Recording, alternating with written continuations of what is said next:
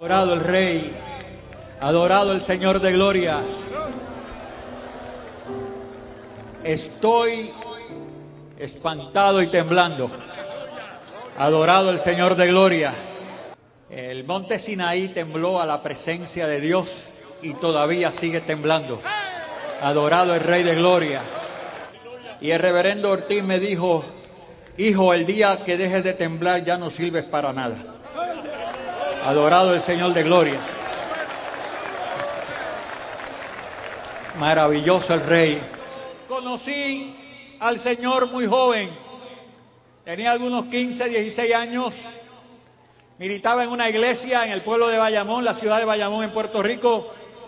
Estaba funcionando. Llegaba puntualmente a los cultos. Participaba en vigilia, en retiros, en todo lo que se llevaba a cabo en la iglesia, pero me descuidé, aflojé, comencé a excusarme, a faltar a los cultos, a envolverme en otros asuntos y comencé a perder la vida espiritual, comencé a faltarle al Señor y con mi situación de haberme apartado del Señor, digo hoy, que Dios llamándome a regresar a su redil, llamándome para funcionar en su obra, permitió Dios una condición de salud que hizo que yo comenzara a buscarle nuevamente. En aquellos días, enfermo, conocí a esa muchacha que está por acá atrás, hermana Normita, una jovencita igual que yo en aquellos días. Contaba yo con algunos 17 años cuando me casé. Ella tendría algunos 2 menor que yo, 15, 16, quizás cumpliendo los 16. Éramos 2 niños. Yo padecía de una condición que cada día se agudizaba más. Y era que cuando me sentaba a comer, la comida no me pasaba al estómago, se me quedaba, me atragantaba, no bajaba al estómago y luego de tratar tenía que devolverla. Así sucesivamente era en cada momento, en cada oportunidad que tenía para comer, no podía hacerlo, devolvía la comida, tenía que dejar de comer, ni los líquidos bajaban, mi condición se empeoraba cada día. Ya mi esposa estaba embarazada, mi cuerpo comenzó a mostrar la condición, porque comenzó este cuerpo a mostrar los huesos, mi cuerpo estaba esquelético, mis huesos se podían contar, estaba esquelético por mi condición, y así un día mi esposa y yo fuimos a visitar a una tía mía, una profesional médico en aquellos tiempos, cerca de un hospital vivía ella. Llegamos a su casa, nos sentamos a la mesa y comiendo me dio uno de mis asfixies. Perdí el conocimiento, me dio calambre en la cabeza, perdí las fuerzas y mi tía asustada y por el conocimiento que tenía me llevó al médico. Me llevó al hospital, un hospital en Río Piedras, Puerto Rico.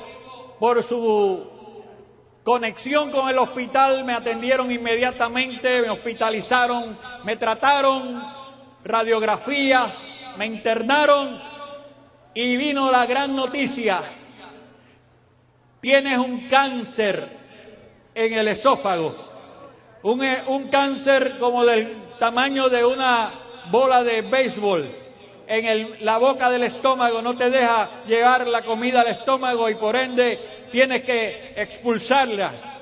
Esa era mi condición, tenía 17 años, cuando el médico me dio esta noticia, tirado yo en una cama, comencé a llorar, mi vida se perdía, conocía mi condición, lloré hasta el momento en que llegó mi mamá.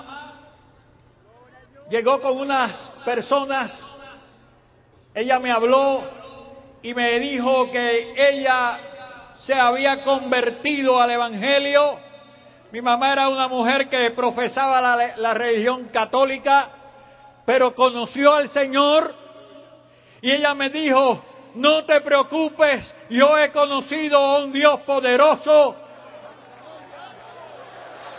y nos vamos a retirar a orar, vamos a ayunar para que Dios haga la obra. Y se fueron del hospital, a los 2 o 3 días llegó mi mamá con sus hermanas y ella me dijo: estaba orando y el Señor me habló y me dijo que te ha sanado. Y yo lo creí. Me dijo: dile al médico que te examine nuevamente, porque el Señor me dijo que te sanó. Y yo, así muy contento, le dije al médico lo que había dicho mi mamá. Yo creí aquella palabra. Hablé con el médico y él me dijo: deja eso, ya está todo arreglado, vas para sala de operaciones. Y me llevaron a sala y me abrieron desde el centro del pecho al centro de la espalda, una operación grandísima para extraer el tumor canceroso, pero cuando me abrieron no había cáncer.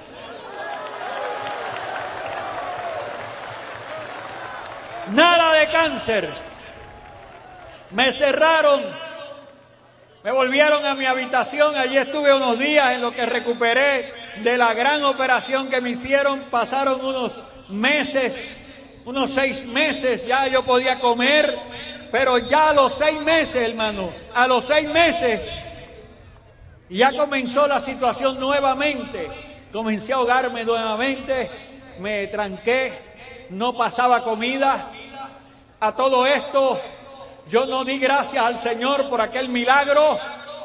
Yo me volví a las cosas de este mundo. Cuando cobré fuerza a las andanzas del mundo, envuelto en toda clase de delitos y pecados, y mi condición empeoraba. Así comencé a hacer fuerzas para tragar, no bajaba la comida, el cuerpo volvió a la condición esquelética, medicinas de todo tipo para poder superar mi condición esquelética, haciendo fuerza. En ocasiones bajaba algo, pero no siempre era así, de modo que tuve que comenzar a asistir a médicos. Yo estuve 12 largos años y cada día me iba peor, visitando médicos, operaciones de todo tipo. Me operaron varias veces ofreciéndome de que iba a quedar bien. Ya no había cáncer allí, pero mi esófago se negaba a dejar pasar la comida. Estaba enteramente trancado, no pasaba nada. Y ahí estaba yo tratando, hasta que en una ocasión, luego de muchas operaciones, un médico me dijo: vamos a hacerte un tratamiento de dilatación del esófago, que consiste en meter unas mangueras por la boca y expandir el esófago para que puedas comer algo. Y accedí a aquel tratamiento que era terrible, hermano.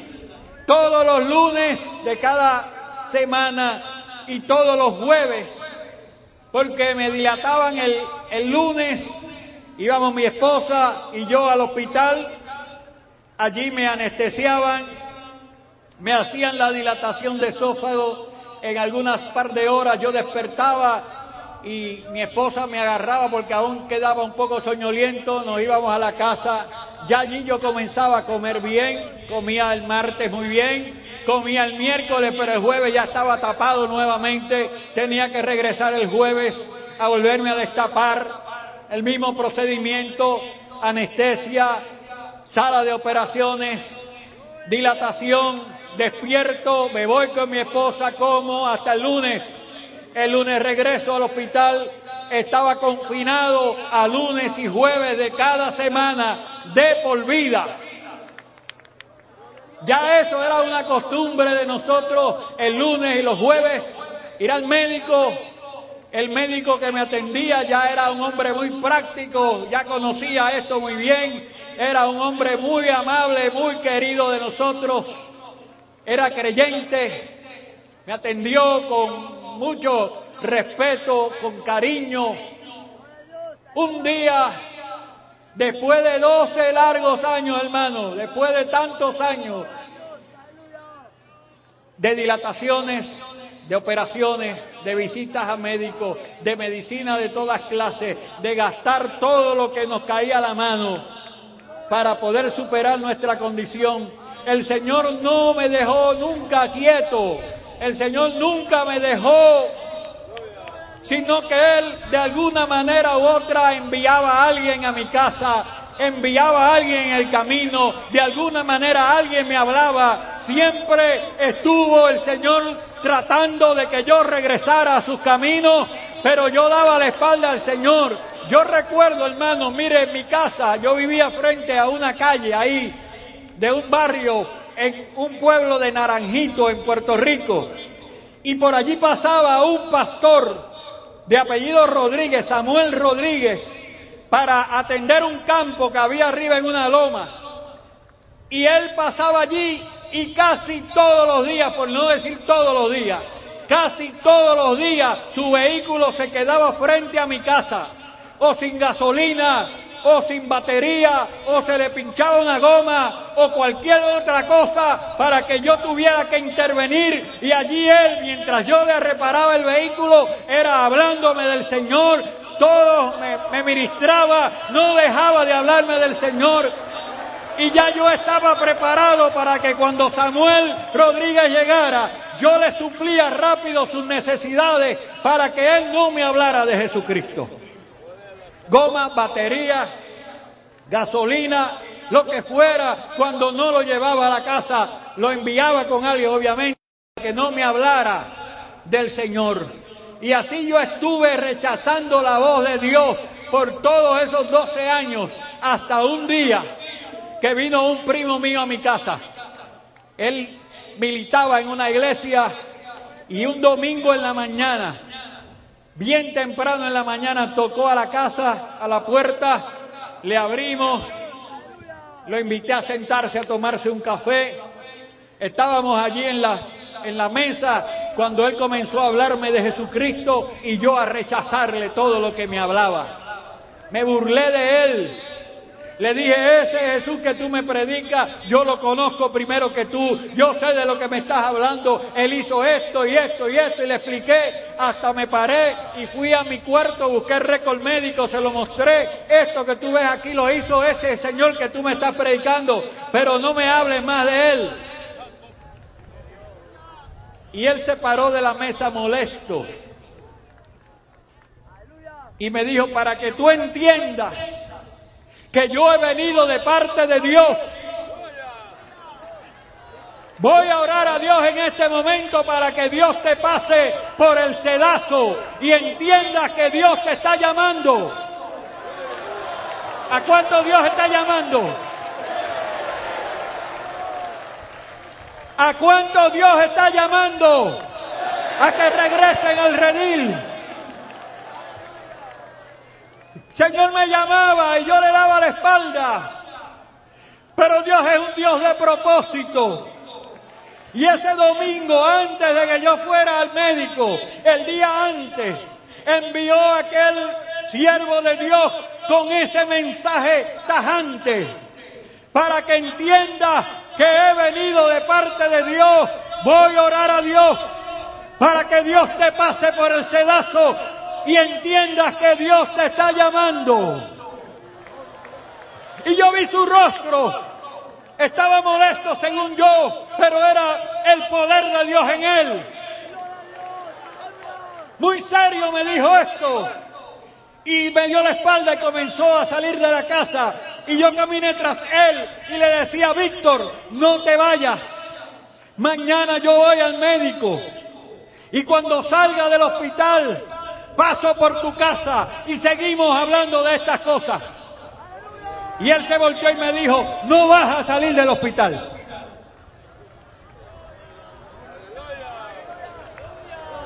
Un frío de la cabeza a los pies. Pero las cosas se olvidan. Llegó la mañana del lunes y salimos mi esposa y yo al médico, al hospital. Entramos, buscamos al médico, no estaba. Aquel médico amable, cariñoso, que era práctico en las dilataciones de esófago, no estaba. El Señor le dio vacaciones y el Señor puso allí otro. Fue Dios, hoy entiendo que fue Dios. Puso un médico jovencito, a lo mejor era un ángel. Un joven, y sentado ahí me preguntaba, ¿y cómo es que se hacen estas cosas? ¿Cómo? Explícame. Y yo tuve que explicarle cómo es que se hace la dilatación de esófago. Mi experiencia, pues me daba lugar a hacerlo. Es así, pero aún yo estaba como que no quería. Y yo le decía a mi esposa, vámonos de aquí, que este médico no sabe nada. Y mi esposa me decía, pero ¿cómo no va a saber si es médico? Quédate aquí. Y yo que no, y ella que sí, pero yo accedí y me sometí a aquella dilatación de esófago con un médico que no sabía lo que era un dilatador. Y cuando estamos en sala, aún yo estaba algo despierto, él me seguía preguntando cómo era que se hacía. Esto no se cree. Pero aquel médico nuevecito lo tuvo que haber puesto el Señor allí. Yo sé que me sometí a la dilatación, ya perdí el conocimiento por la anestesia y se supone que despertara. En un par de horas me iba, pero no desperté. Y como no despertaba, me pusieron en recovery, en un cuarto especial. Allí me guardaron. Entre tanto que despertaba, hablaron con mi esposa. De aquí en adelante yo no sé mucho, sino por lo que ella me ha dicho. Hablaron con ella, me dejaron en una habitación. Allí comenzó una fiebre tal que me causó parálisis. Mi cuerpo se encorvó, la cara en medio de las rodillas. Perdí todo el movimiento del cuerpo, lo único que meneaba eran los dedos. Encorvado, perdí el habla y perdí la vista. Ni hablaba, ni veía, ni me podía mover. Me pusieron en un sillón de ruedas, mi cabeza entre las dos rodillas, caído sin fuerza. Mi esposa trataba de todas formas, porque yo oía muy claro, porque la fe viene por el oír y el oír por la palabra de Dios. Gracias a Dios que me dejó el oído, me dejó oír su palabra. Y ahí oía, mi esposa trataba de animarme y entre grito y gemido, no sé cómo, yo le dije, déjame porque siento que me estoy muriendo. Mi condición era tal, hermano. Yo le quiero hablar de la muerte. Mi condición era tal que yo pude experimentar la muerte. El ángel de la muerte, yo creo el mismo que tocó, que estuvo en Egipto mirando los dinteles de la puerta, estaba allí en mi habitación. Pero no había sangre que me cobijara. Yo estaba en una cúpula de oscuridad, densa oscuridad, una negrura horrible que se podía palpar de tan oscuro que era. Yo sentía la muerte. Yo sabía que me moría. Sabía lo que me esperaba. Iba directo al infierno. Mi condición pecaminosa no decía otra cosa, sino muerte eterna. Y en esa condición, hermano, solo Dios puede obrar en la vida de un hombre. Solo Dios puede obrar en la vida de una persona que experimenta lo que yo viví. Porque yo no sentía nada para buscar a Dios. Nada me impulsaba a buscar a Dios en mi condición. Sabía que me moría. Podía palpar la muerte. pero nada me impulsaba a buscar a Dios. Y mi esposa, viéndome en esta condición, salió de la habitación. Ya yo llevaba días allí en esta condición. El hospital no me brindó nada en todo el tiempo que yo estuve allí. Nada, imposible, increíble, pero nada. Dios no permitió que nadie me ayudara en ese hospital. A expensa de mi condición y un trato puramente mío con Dios. Y en mi condición mi esposa me ve, sale de la habitación a buscar ayuda, buscó al médico que me había atendido, ya había regresado al hospital, el Señor le cortó las vacaciones. El doctor llegó al cuarto, me miró, entendió, ya había hablado con mi esposa de camino, le han perforado el esófago en la dilatación, los jugos gástricos se salieron del estómago, han devorado el cuerpo por dentro, la condición es de muerte. Subió al salón donde yo estaba y me habló y me dijo: Sinaí, una cosa te queda, es encomendarte al Señor. Fue la primera palabra de aliento que yo escuché.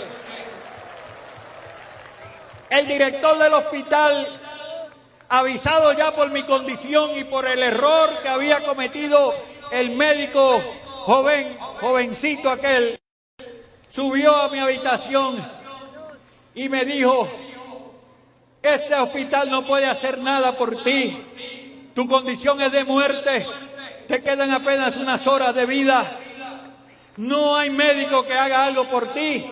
Y allí me dejó con aquellas palabras. Un rato después, no sé qué tiempo, subió nuevamente el médico y me dijo: te vamos a hacer una nueva operación. Y mandaron unos camilleros a buscarme. Me tomaron del sillón de ruedas, encorvado como estaba, doblado. Me acostaron de lado, porque de ninguna otra forma podían hacerlo. Y me arroparon de pie a cabeza. Me sacaron a toda prisa por el pasillo del hospital y el Señor me permitió ver a mi hermano Víctor, que pasaba para visitarme. Iba y yo traté de hacer fuerza, yo traté de sacar voz, yo traté de gritarle para que se detuviera, porque yo pude ver la palabra, la Biblia, que la llevaba bajo el brazo. Y yo traté, pero no había forma de hablar, no había forma de decirle, de avisarle que yo estaba allí en aquella camilla arropado. La camilla corría para el lugar contrario, él iba hacia un lado, los camilleros me llevaban hacia el otro. Pero Víctor se había adelantado a un grupo de aleluyas que venía con él. Con Víctor venía una mujer llena del poder de Dios, de esas mujeres de comunión con Dios, de esas mujeres que buscan a Dios. Y Víctor se había adelantado, ese grupo venía atrás, y esta señora, esta mujer, esta hermana, de nombre Isabel Falú, detuvo la camilla. Yo estaba, le dije, arropado, no se me veía, pero ella, por el Espíritu de Dios, por la comunión que debemos tener con Dios, Dios le guió a detener aquella camilla, porque en aquella camilla había una persona con una honda necesidad que se moría sin Cristo. Y ella paró la camilla y levantó la sábana y le gritaba al hermano Víctor: hermano Víctor, venga para acá, aquí está su primo. Y ella detuvo la camilla con sus manos, la rodeaban las hermanas y hermanos que venían con ella y no permitían que los camilleros siguieran caminando con la camilla. Y ella tomó ese salmo, el Salmo 23, y me leyó el salmo. Y la fe viene por el oír, y el oír por la palabra de Dios. Y yo comencé a oír esto: que decía: Jehová es mi pastor, nada me faltará. Y pasaba por aquel verso que dice: aunque ande en valle de sombra y de muerte, no temeré mal alguno, porque tú estarás conmigo. ¿Cuántas veces yo había oído el Salmo? ¿Cuántas veces yo había leído el Salmo? Pero ahora necesitaba un encuentro con el pastor del Salmo. Ahora las cosas cambiaban para mi vida. Yo tenía que reconocer al pastor de ese Salmo. Y ella leyó el Salmo y me presentó el plan de salvación. ¿Quieres aceptar a Jesús como tu Salvador? Y yo, entre gemidos, mi garganta tan afectada, yo comencé a sacar gemidos para que ella me escuchara, pero el cielo me escuchó, Dios me escuchó. Yo acepté al Señor como mi Salvador y aquella negrura se fue, las tinieblas escaparon, porque las tinieblas no prevalecerán ante la luz de Cristo. Huyeron las tinieblas y yo sentí la paz de la salvación, sentí la salvación en mi alma. Y aunque estaba enfermo, aunque estaba podrido, aunque estaba molido, no me interesaba morirme, porque estaba en Cristo y sabía que me moría. Estaba dispuesto a seguir en aquella camilla hasta el final, pero el Señor me confirmaba mi salvación, porque sentía la paz. Iba a la muerte, pero conocía lo que es morir en Cristo. Estaba convencido que el cielo me esperaba, porque el Señor disipó todas mis penas, todos mis pecados fueron limpios en la sangre preciosa del Cordero. Sentí la salvación, es algo que se siente. Los que la sienten, levante su mano los que sienten salvación. Es algo que se siente. La religión la tiene mucha gente, pero la religión que tiene tanta gente no produce salvación. La salvación viene de arriba, del alto Dios. Toda buena dádiva y todo don perfecto viene de arriba, del Padre de las luces. Y de allí vino mi salvación, a través de Jesucristo. Confesé a Jesús como mi Salvador, le acepté y huyeron las tinieblas. La camilla se notaba meneándose de un lugar y al otro, y eran los camilleros forzándola. Pero esta mujer, llena del poder de Dios, dijo: yo voy a orar por sanidad divina. E hizo una oración. Y mientras esta mujer oraba, mi cuerpo comenzó a estirarse por debajo de aquella sábana. Y yo pude ver, yo veía mi cuerpo enderezándose. Me vino el habla, me vino la vista. Comencé a gritar: Jehová es mi pastor, nada me faltará. Aunque ande en valle de sombra y de muerte, no temeré mal alguno, porque tú estarás conmigo. La camilla seguía su curso y me metieron en el ascensor, en el elevador. Me llevaban supuestamente a una operación y me bajaron al sótano del hospital. Salimos del ascensor y la camilla la condujeron hasta la morgue del hospital. Allá las neveras. Mi camilla tropezó con algunas otras que estaban allí. Yo levanté el rostro, vi que todos estaban arropados y no era de frío, era de muertos. Todo lo que habían eran camillas de muertos. Las neveras se veían al fondo, los cubículos donde meten allí. Y ahí yo estaba haciendo cola, haciendo fila para entrar a las neveras. Allí estaba yo en espera de que algunos vinieran a rescatar, a buscar uno de aquellos cuerpos para que siguiera bajando la cola, la fila para llegar allá. Allí me dejaron, no sé qué tiempo estuve allí.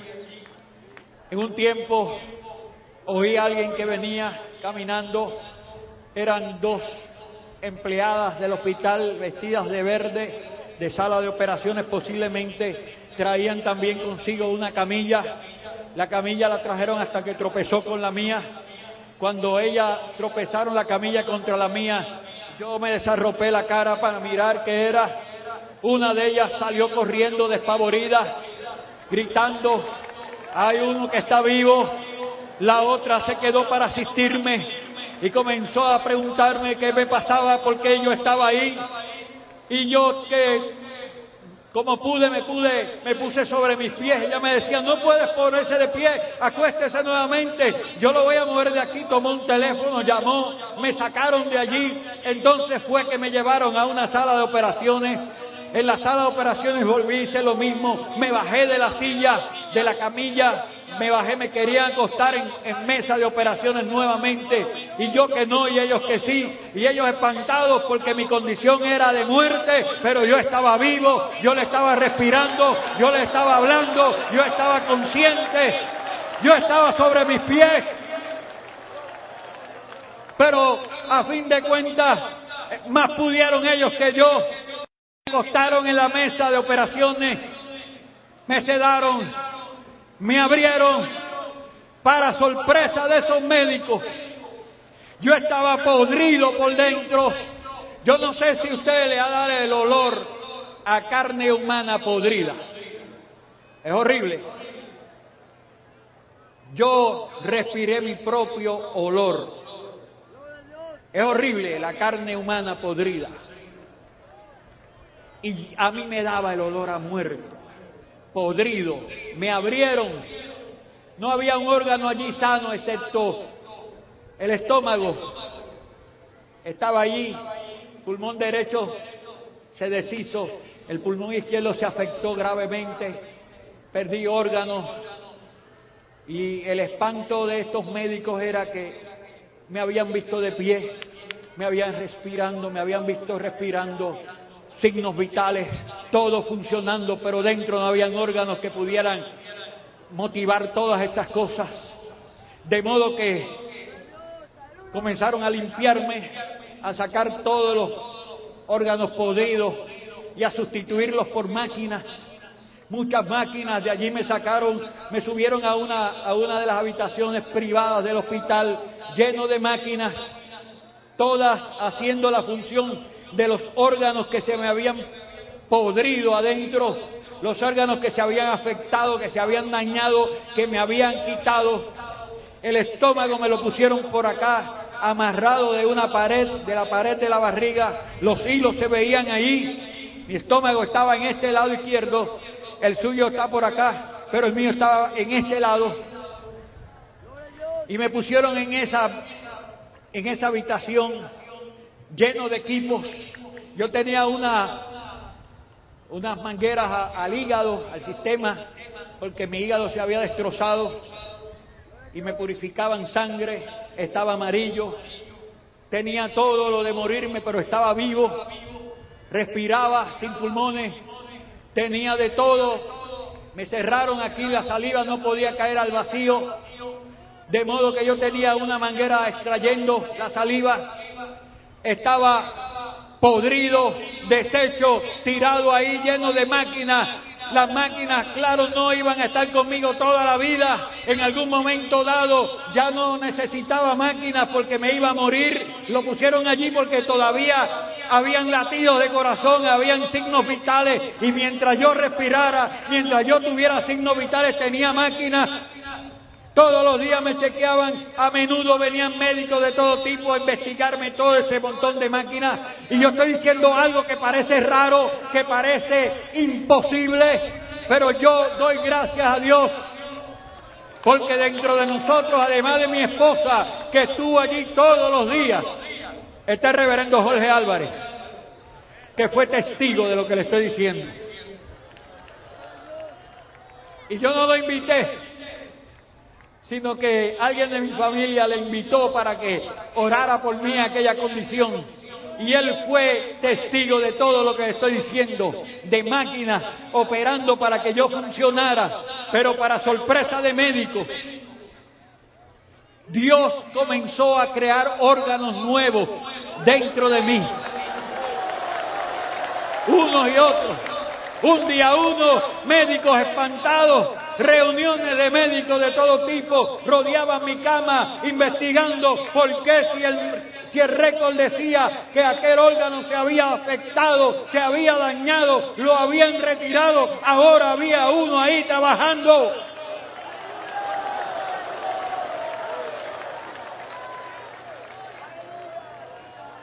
Mire, en una de las ocasiones a mí me medían los fluidos del cuerpo, me pesaban todos los días.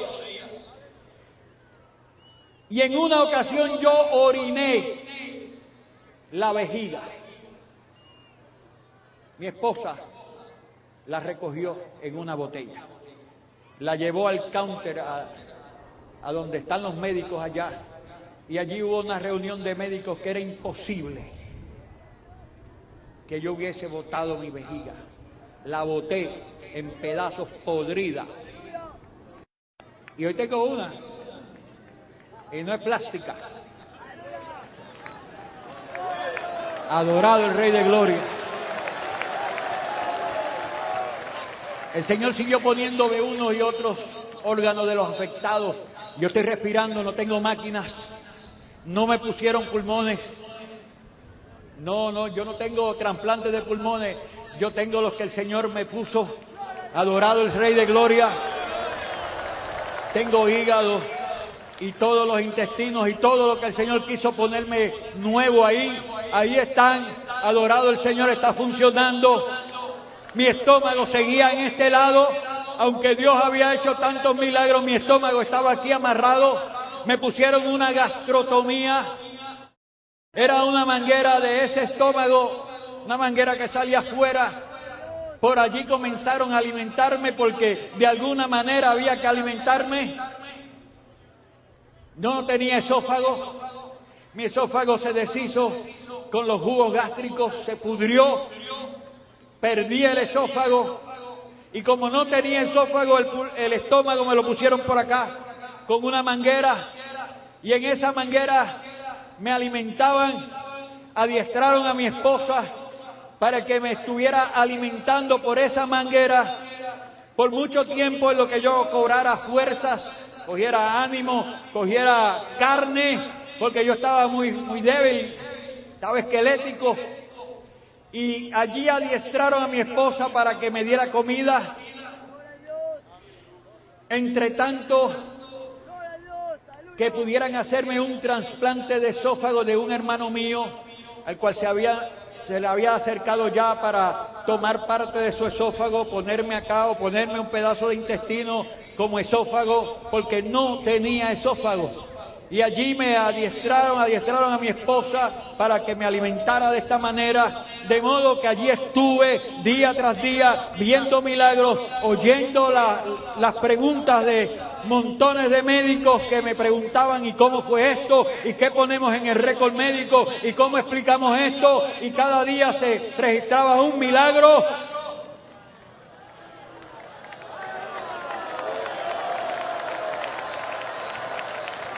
Y el Señor siguió haciendo unos y otros milagros hasta el día que salí de alta del hospital, salí con mi gastrotomía. Yo no quise perder tiempo. Así como yo estaba, me fui a la iglesia.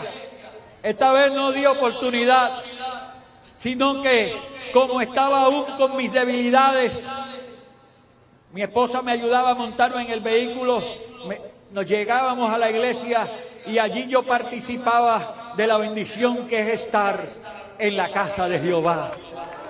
En la casa de Jehová moraré por largos días. Y yo me gocé en la casa del Señor.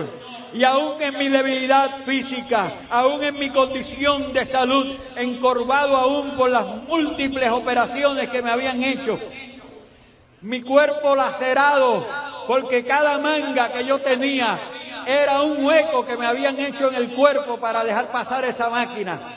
De modo que yo estaba todo lleno de cicatrices. de hilos. Y así yo seguí asistiendo a la iglesia y el Señor trató con mi vida de una manera especial. Oyendo yo la palabra de Dios, oyendo yo la voz de Dios, en muchas ocasiones dirigiéndome. Como por ejemplo, una noche, estando ya en mi casa, acostados, cuando salí del hospital, salí con una condición que sudaba, quizás por los sueros, los líquidos, sudaba mucho, mojaba la cama, y mi esposa me cambiaba de esta cama a otra. Al par de horas había que volverme a cambiar a otra, así pasábamos las noches. Pero como mi esposa había estado tantos días conmigo en ese hospital, en una noche a las 2 de la mañana abro mis ojos, porque está la cama mojada, y yo trato por mi cuenta de levantarme de la cama para cambiarme.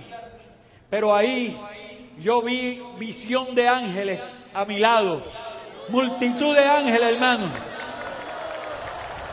Había un grupo de ángeles, yo los veía en escala, unos arriba de los otros. Los primeros que estaban cerca de mí bajaron las manos y me levantaron de la cama en el aire y me secaron el cuerpo y volvieron a ponerme la cama. Quedé dormido como anestesiado. Desperté en la mañana para contarle la experiencia mía a mi esposa. Le conté, mira hermano, habíamos visto tantos milagros, tantas cosas. Le estoy acortando la grandeza de Dios, que cuando yo le cuento esto a mi esposa, yo recuerdo, me dijo, Sinaí, tú estás loco. Llamé a mi mamá, aquella que se había convertido en aquella ocasión y todavía perseveraba en el Señor y todavía persevera en el Señor al día de hoy. Y le conté a mi mamá lo que había ocurrido. Mami, anoche yo tuve una visión así, así, así. Y me dijo, vete al médico, ve al hospital, porque si esto te pasó, es que Dios ha hecho otro milagro en tu vida. Y nos levantamos para ir al médico. El médico que me había atendido en aquella mi condición había sido testigo de tantos milagros. Era un médico dominicano, por cierto, muy amable, un buen médico que me atendió con mucha devoción. Este médico me vio llegar al hospital y levantó sus manos y decía, no me digas que hay otro milagro más.